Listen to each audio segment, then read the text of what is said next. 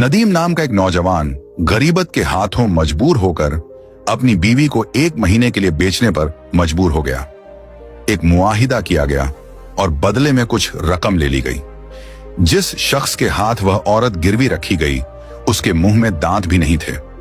ऐसी हालत कि अगर बकरी भी उसे देख लेती तो डरकर भाग जाती। वह बदबूदार बूढ़ा शख्स एक खूबसूरत शहजादी जैसी नौजवान औरत के साथ रातें गुजारता रहा। लेकिन आगे क्या हुआ? क्या वह औरत अपने शौहर के पास लौट आई या वह सारी जिंदगी उस बूढ़े दरिंदे की कैद में रह गई? यह एक ऐसा सच्चा वाकया है जिसे सुनकर आपके होश उड़ जाएंगे। इसलिए इस सच्चे और हैरान कुन वाकया को आखिर तक जरूर देखिए। एक मुसाफिर नदीम अपनी बीवी रूबीना के साथ अपने गांव से दूसरे शहर मजदूरी की तलाश में निकला। दिन भर का सफर तय करने के बाद जब वह नए शहर के करीब पहुंचे तो अचानक कुछ नकाब पोश डाकुओं ने उन पर हमला कर दिया। नदीम और रूबीना के पास जो थोड़ा बहुत सामान था वह सब डाकू लूट कर ले गए। यहां तक कि उनके पहनने के कपड़े और रास्ते का जरूरी ज़्यादा राह भी छीन लिया। दोनों मियां बीवी को खाली हाथ तन्हा छोड़कर डाकू फरार हो गए। सब कुछ लूटने के बाद नदीम और रूबीना पर जैसे कयामत टूट पड़ी। एक अनजान शहर में जहां न कोई जानने वाला था, न कोई ठिकाना और न ही जेब में एक पैसा। नदीम बेहद परेशान हो गया। वह सोचता जा रहा था कि एक अजनबी जमीन पर बिना पैसे के जीना कितना मुश्किल है। नदीम रूबीना का हाथ थामे खामोशी से शहर की तरफ चल पड़ा। दिल ही दिल में सवाल उठ रहे थे कि अब क्या होगा। न मजदूरी का कोई मौका है, न खाने के लिए एक लुकमा मयस्सर। हर कदम के साथ उसकी मायूसी बढ़ती जा रही थी। चलते चलते नदीम की नजर शहर के बाहर एक सायादार दरख्त के नीचे बैठे एक बुजुर्ग फकीर पर पड़ी। नदीम ने सोचा, शायद ये बुजुर्ग मेरी कोई मदद कर सकें। क्यों न अपनी हालत इनके सामने रख दूं। यह सोचकर वह रूबीना को साथ लेकर फकीर बाबा के करीब जा पहुंचा। नदीम ने बड़े अदब के अंदाज में सारी कहानी सुनाई और कहा, बाबा साईं, हम दोनों लुट गए हैं। न खाने को कुछ है न पीने को। मजदूरी की बात तो बहुत दूर की है। अगर आप हमारी कुछ मदद कर दें तो ये एहसान उम्र भर नहीं भूलेंगे। फकीर बाबा ने नदीम की हालत देखकर दिल ही दिल में अफसोस किया और कहा, बेटा, मेरे अपने हाथ भी खाली हैं, लेकिन मैं एक ऐसे नेक दिल सेठ को जानता हूं जो जरूरतमंदों की मदद करता है। तुम लोग उसके पास जाओ और अपनी तकलीफ उसे सुनाओ। शायद अल्लाह तुम्हारे लिए कोई रास्ता निकाल दे। फकीर बाबा ने नदीम को मशवरा दिया, बेटा, मैं तो खाली हाथ हूं, मगर शहर में एक सेठ इकबाल है जो जरूरतमंदों को उधार पर पैसे देता है। तुम लोग उसके पास जाकर अपनी मजबूरी बयान करो। शायद अल्लाह तुम्हारे लिए उसके दिल में नरमी डाल दे। नदीम ने फकीर बाबा का शुक्रिया अदा किया और रूबीना का हाथ थामे सेठ इकबाल के घर की तरफ रवाना हो गया। रूबीना बेहद हसीन और दिलकश थी। उसकी मासूमियत और खूबसूरती ऐसी थी कि जो देखता पल भर को देखता रह जाता। नदीम अपनी नेकी पर भरोसा करते हुए उसे लेकर सीधा सेठ इकबाल के दर पर पहुंच गया। सेठ इकबाल ने जब रूबीना को देखा तो दिल ही दिल में उसके हुस्न पर फरीफ्ता हो गया। मगर नदीम को इस बात का कोई अंदाजा न था। वह तो सीधे दिल से सेठ के सामने झुककर आजिजी से बोला, सेठ साहब, मेहरबानी फरमाकर मुझे थोड़े से पैसे उधार दे दीजिए। सेठ इकबाल का अपना एक उसूल था। वह बिना जमानत के किसी को 1 रुपया भी नहीं देता था। उसने सख्त लहजे में कहा, देखो भाई, पैसे तो मिल सकते हैं, मगर मेरे कायदे के मुताबिक कुछ कीमती चीज गिरवी रखनी होगी। तुम्हारे पास क्या है गिरवी रखने के लिए? नदीम का दिल बैठ गया। उसके पास न जेवर था न कोई कीमती सामान। कुछ लम्हे सोचने के बाद वह बोला, सेठ साहब, मेरे पास कुछ भी नहीं है।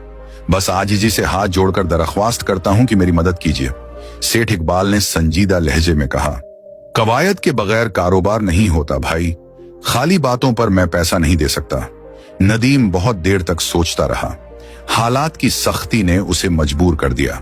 आखिरकार दिल पर पत्थर रखकर बोला, सेठ साहब, आप मेरी बीवी रूबीना को अमानत के तौर पर अपने पास रख लीजिए और बदले में मुझे कुछ रकम दे दीजिए। मैं जल्दी ही कारोबार करके आपका सारा कर्ज मैसूद वापस कर दूंगा। सेठ इकबाल यह सुनकर खुश हो गया। उसे तो वैसे ही रूबीना पर दिल आ चुका था। उसने फौरन रकम निकालकर नदीम के हवाले की और रूबीना को अपने घर में रोक लिया। रात गुजरते ही सेठ इकबाल चुपके से रूबीना के कमरे की तरफ बढ़ा। दरवाजा खोलते ही रूबीना की रूह कांप उठी। वह खौफजदा होकर चीख पड़ी, अल्लाह का वासिता है सेठ साहब, मेरे कमरे से चले जाइए। मगर सेठ अपनी हवस में अंधा हो चुका था। नरम लहजे में कहने लगा, रूबीना, तुम जैसी हसीन औरत के लिए तो दुनिया कुर्बान की जा सकती है। नदीम को भूल जाओ और हमेशा के लिए मेरी हो जाओ। रूबीना के दिल में शदीद खौफ था, मगर उसने हिम्मत नहीं हारी। बड़ी दानाई से जवाब दिया, अगर आप मुझे जबरदस्ती अपने पास रखना चाहते हैं तो कम अज कम मुझे कुछ दिनों की मोहलत दीजिए। मैं खुद सोच लूंगी कि मेरा क्या बनेगा। सेठ को लगा कि रूबीना मानने लगी है, इसलिए उसने उसे कुछ दिन की मोहलत दे दी। उधर नदीम कर्ज की रकम लेकर अपनी बीवी रूबीना को सेठ के पास गिरवी छोड़कर नए हौसले के साथ कारोबार की तलाश में निकल पड़ा। नदीम ने जो रकम सेठ इकबाल से ली थी, उससे शहर के करीब एक सस्ते बाजार से प्याज खरीदने का काम शुरू कर दिया। वह किसानों से कम दामों में प्याज लेता और दूसरे शहरों में जाकर अच्छे मुनाफे पर बेच देता। चंद हफ्तों में ही उसके हाथों में पैसा आने लगा। अल्लाह ने उसकी मेहनत में खूब बरकत डाल दी। नदीम के दिन फिरने लगे और वह खुशी खुशी अपने दिन गिनने लगा कि जल्द ही रूबीना को वापस ले आएगा। कुछ दिन बाद नदीम सेठ इकबाल के घर पहुंचा। दिल खुशी से भरा हुआ था। उसने मौतबाना लहजे में कहा, सेठ साहब, मैं आपकी दी हुई रकम और सूद समेत सारा हिसाब चुकाने आया हूं। अब मेहरबानी फरमाकर मेरी बीवी रूबीना को वापस दे दीजिए। लेकिन सेठ इकबाल ने सर्द आह भरी और मसनूई अफसोस के साथ बोला, भाई नदीम, तुम्हें एक तल्ख हकीकत सुनानी है। करीब 2 महीने पहले रूबीना सख्त बीमार हो गई थी। बड़ी कोशिश की, हकीमों से इलाज भी कराया, मगर अल्लाह को कुछ और मंजूर था। रूबीना का इंतकाल हो गया। यह सुनकर नदीम के कदमों तले जमीन निकल गई। दिल जैसे किसी ने मुट्ठी में जकड़ लिया हो। खामोश आंखों से सेठ का चेहरा देखता रहा और फिर बोझिल कदमों से वहां से निकल आया। नदीम सीधा उस मुकाम पर जा पहुंचा जहां पहली बार उसकी मुलाकात फकीर बाबा साईं से हुई थी। खामोशी से जाकर एक कोने में बैठ गया। फकीर बाबा ने दूर से नदीम को पहचान लिया। करीब आकर नरमी से पूछा, बेटा नदीम, तुम्हारा कारोबार तो अच्छा चल रहा था, फिर यह उदासी कैसी चेहरे पर?